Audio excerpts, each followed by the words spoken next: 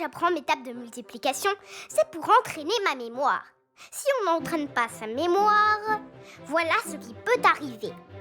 Il y a très longtemps, loin, à l'est, vivaient deux frères, Cassim et Ali Baba. Un jour, l'aîné hérita d'un moulin, d'une mule et d'un chat. Le plus jeune n'eut rien du tout. Ali Baba se gratta la tête et se dit « Mon grand frère est très riche, mais il ne me donnerait même pas un petit morceau de pain ou un verre de thé à la menthe. Je dois trouver une solution. » Ali Baba réfléchit longtemps, puis eut enfin une idée brillante. « Je vais aller ramasser du petit bois, le vendre au marché et avec l'argent gagné, je m'achèterai un gâteau. » Ali Baba alla dans le bois et commença à ramasser toutes sortes de branches. Tout à coup, il entendit des cris, des bruits de sabots. Ali Baba eut très peur. Peut-être qu'il était poursuivi par des génies. Ce n'étaient pas des génies, mais de simples voleurs. Une bande de 15 voleurs qui portaient un coffre rempli de trésors. C'est là que leur chef, qui était énorme, mais avec une petite jambe en bois, s'écria « Sésame, ouvre-toi !» La montagne et le sol se mirent à trembler et une porte secrète s'ouvrit dans la falaise. Et les voleurs entrèrent vite avec leur coffre, tant que personne ne les voyait. En tout cas, ils pensaient que personne ne les voyait. Ali Baba n'était pas le premier à l'école pour rien. Il avait tout vu et tout entendu. Après le départ des voleurs, Ali Baba sortit du buisson et dit « Sésame, ouvre-toi !» Voilà comment il entra dans une caverne merveilleuse. Elle débordait de trésors. La première pièce était remplie d'or et de pierres précieuses.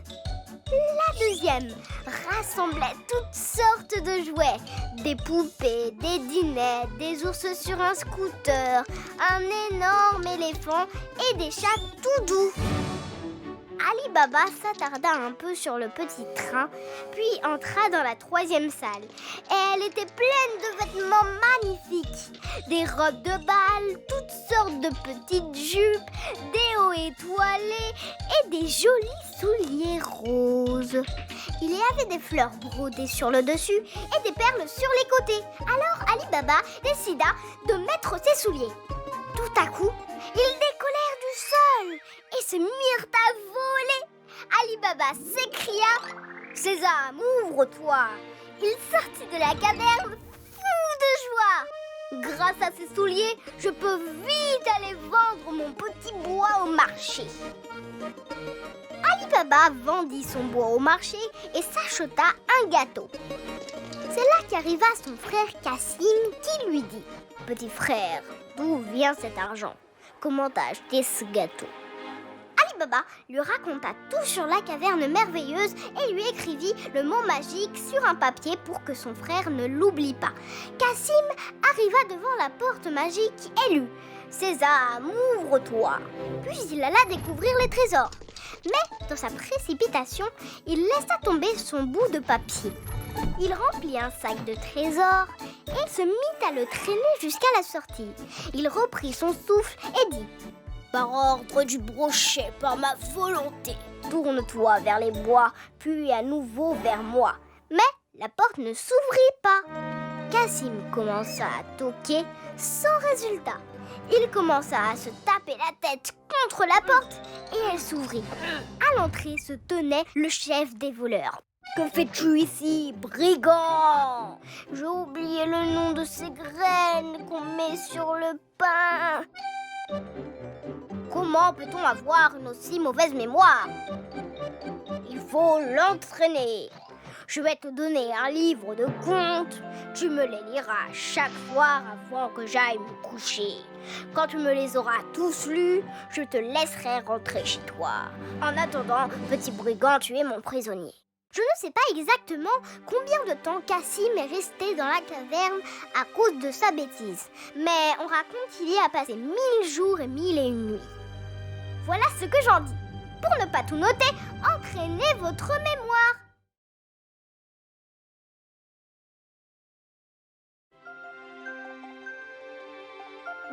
mes petits amis, je m'en vais. Je serai revenue pour midi. Pendant ce temps, soyez sages, ne faites pas de bruit et n'ouvrez la porte à personne. On ne sait jamais ce qui pourrait arriver. Vous pourriez avoir de gros ennuis, comme les 7 petits chevreaux par exemple. Je vais vous raconter leur histoire. Il était une fois un loup et 7 petits chevreaux. Les chevreaux écoutaient bien leur maman, mais le loup, lui, n'écoutait absolument personne. C'est pour ça qu'en grandissant, il était devenu aussi méchant, mal élevé et insupportable. Un jour, la mère des chevreaux partit au magasin pour acheter du lait ou autre chose. Bon, bref, il lui fallait trouver de la nourriture.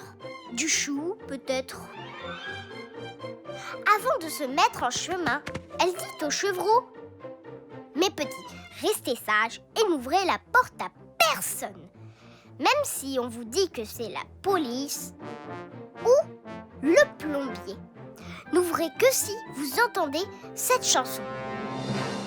Petits chevreaux, où sont passées vos oreilles? Petits chevreaux, où sont passées vos petites oreilles? Ah non, pas celle-là. Voici la bonne.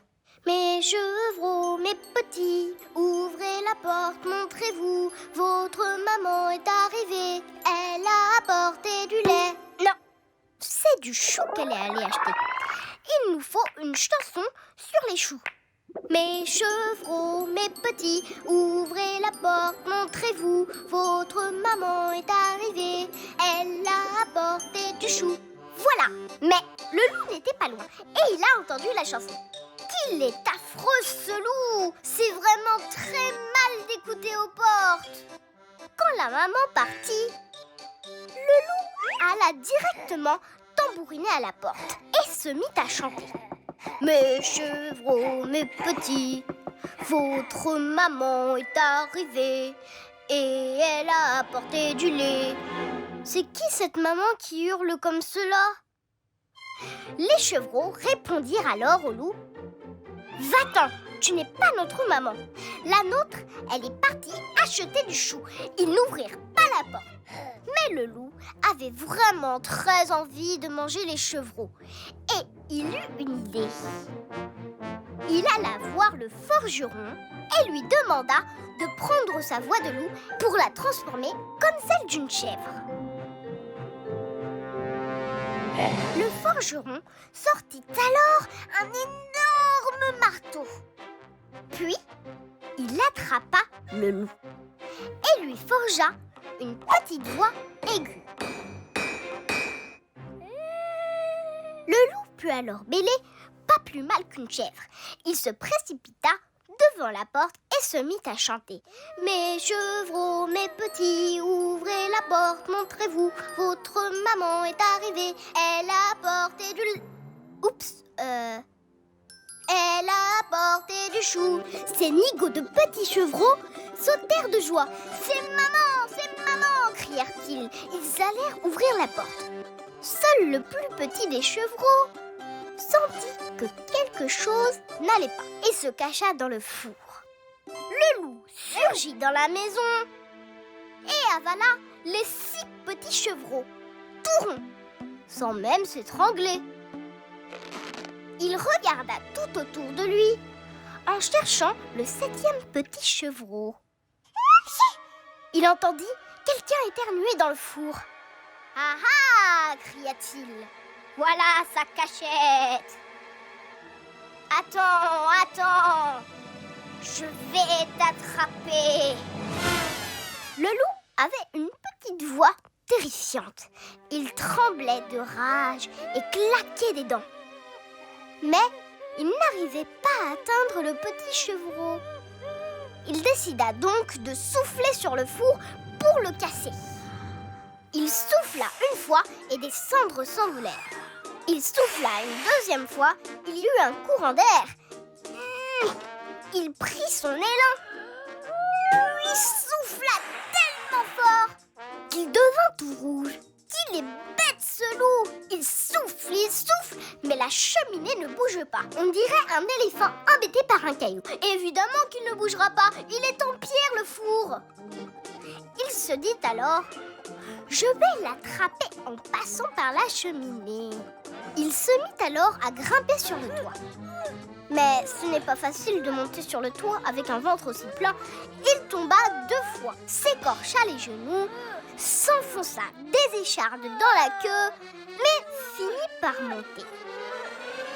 Il était arrivé jusqu'à la cheminée, mais il ne passait pas dans le conduit. Son ventre était trop gros. Il sortit donc les chevreaux, les aligna sur le toit et leur dit « Restez sages, sinon je vais vous manger !» Mais il pensait « Je vais aller chercher le plus malin, puis je vais tous les avaler. » Le loup entra dans la cheminée et commença à descendre. Il se couvrit de suie.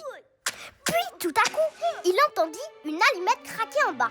C'était la chèvre qui était revenue et qui commençait à allumer le feu pour faire cuire son chou. Pendant que le loup descendait dans la cheminée, elle avait pu chanter la vraie chanson, faire descendre ses chevreaux du toit et gronder le tout petit parce qu'il était dans le four. La chèvre alluma le feu et le loup se brûla la queue. Le loup se mit à crier « Mais qu'est-ce que vous faites? Ça fait mal !» Il parvint à sortir de la cheminée et courut vers le bois pour soigner sa queue. La chèvre clignait des yeux. Elle ne comprenait pas comment le loup avait pu atterrir dans la cheminée. Alors, les 7 petits chevreaux lui racontèrent. Et voilà toute leur histoire. Oups, j'ai trop parlé, je suis en retard.